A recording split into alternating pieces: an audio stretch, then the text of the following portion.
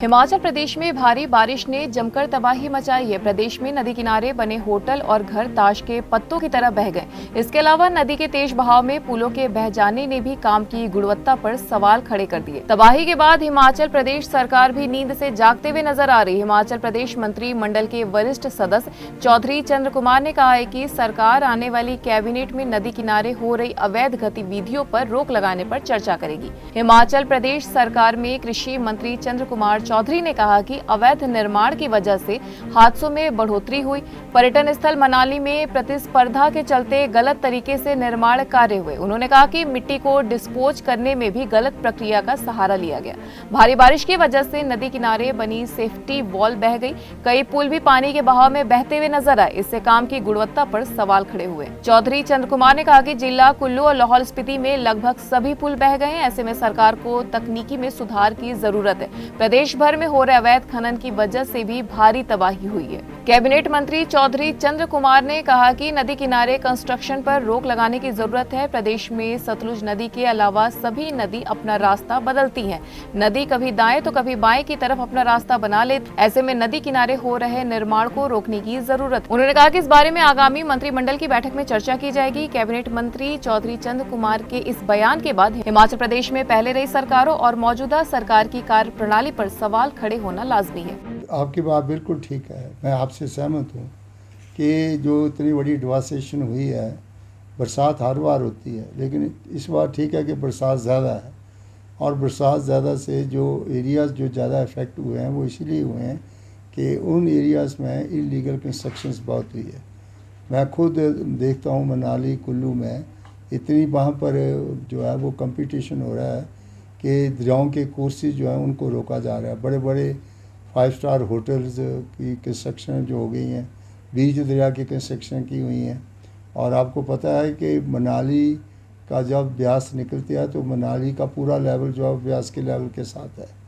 ऊपर का जितना मक निकला है जिसकी डिस्पोजल ठीक ढंग से नहीं हुई है, जो टनल बनी है, उससे क्या हुआ है कि ब्यास नदी का कोर्स जो है वो गहरा होना चाहिए था, वो ऊपर को आ गया। उससे क्या हुआ है कि वो एक जैसा लेवल उसका हुआ है। और जितनी कंस्ट्रक्शन किनारों के ऊपर जो है वो सेफ्टी के लिए बड़े बड़े जो हैं वो दीवारें लगाई हैं, वो सारी बह गई हैं।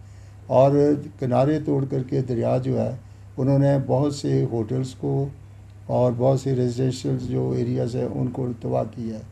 और ये सबसे बड़ी जो हमारी नेगलिजेंस यही रही है कि जो भी हम चाहे टनल बनती है, चाहे कोई खदान होता है, उसकी डिस्पोजल ठीक ढंग से नहीं होती।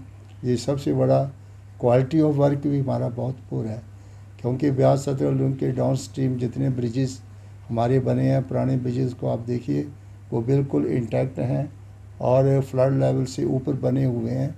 लेकिन जब बड़ी स्पीड से पानी नीचे को जाता है तो छोटे मोटे जो है वो एकदम से निकल जाते हैं।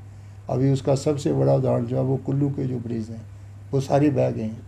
इस तरह से मैं देख रहा हूँ लाहौल और स्पीति के ब्रिजेस जो है वो सारे बह गए हैं। क्वालिटी ऑफ वर्क भी ठीक होना चाहिए और हाईएस्ट लेवल ऑफ फ्लड जो है वो दरियाओं का बिहेवियर के ऊपर जो है वो आगे की टेक्नोलॉजी है उसमें इम्प्रूवमेंट होनी चाहिए। ये जो आज पानी इतना दरियाओं का निकला है, आप शुक्र करो कि उसके ऊपर बांध बने हुए हैं, फिर भी वो कंट्रोल रूप से निकला है। अगर वैसे बांध ना होते तो अब क्या हालत होती, नीचे डिवास्टेशन लेकर जाते हैं। तो जितने भी ये ब्यास सतलुज देख लो, उसका जब पानी जो है वो उसके गेट्स खोले गया तो बड़ी स्पीड से पानी नीचे गया है। पौंग डैम्स के गेट खोले जा रहे हैं, भागड़े के गेट खोले जा रहे हैं। इस तरह से डैर प्रोजेक्ट जो है उसको बंद किया जा। मेरा मतलब है कि जितने की नीचे की डिवास्टेशन है उसमें कम से कम जो हमारे पुराने चैनल्स हैं उनको एज इंटैक्ट रखना चाहिए। और बड़े पैमाने के ऊपर जो है वो ज़्यादा तबाही इसलिए भी हुई है। कृषि मंत्री चौधरी चंद्र कुमार ने कहा कि भारी बारिश की वजह से कृषि क्षेत्र में भारी नुकसान हुआ है। भारी बारिश की वजह से उपजाऊ भूमि बह गई। कृषि विभाग के अलावा अन्य विभागों को भी भारी नुकसान हुआ है। उन्होंने कहा कि भारत सरकार के नियम के मुताबिक कुल नुकसान की 20% ही भरपाई हो सकती है। सरकार पूरी स्थिति पर नजर बनाए हुए उन्होंने केंद्र से भी मांग की है कि इस एक्ट में संशोधन किया जाए ताकि किसानों को ज्यादा मुआवजा उपलब्ध करवाया जा सके। News desk N1 live. जो नीचे के एरिया उसमें अभी मक्की का रोपण होना था तो इन बारिशों की वजह से वो रुक गया है। थोड़ी बहुत मक्की जो है वो नीचे लोगों ने पहले लगाई है उसके ऊपर बहुत बड़ी बीमारी पैदा हो गई है और एक ऐसा कीड़ा लग गया है जो उसको डैमेज कर रहा है। तो कृषि क्षेत्र में काफ़ी नुकसान हुआ है, काफ़ी उपजाऊ भूमि जो है बह गई है और इस तरह से जो है वो दूसरे जो हमारे लाइन डिपार्टमेंट है जैसे कि PWD है, इरिगेशन पब्लिक हेल्थ डिपार्टमेंट है और दूसरे हमारे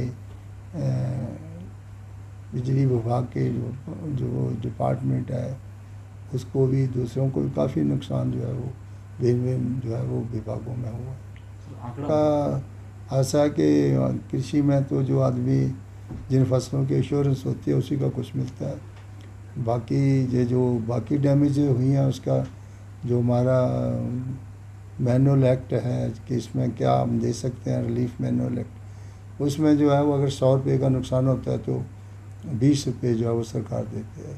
इससे उसकी भरपाई नहीं हो सकती।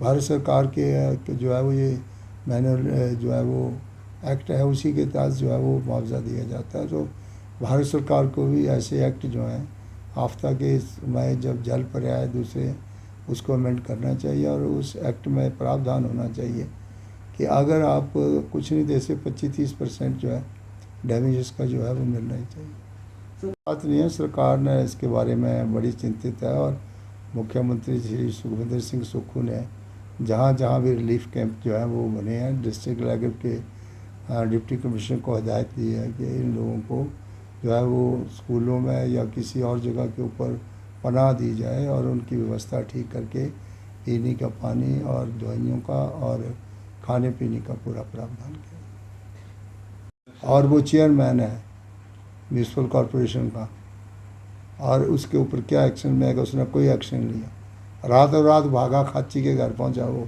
तो दरियाओं के किनारे उन एरियाज़ के बैंक्स के ऊपर आपने मल्टी स्टोरी होटल बना दिए। लोगों को जो किसी ने आपको कहा कि तो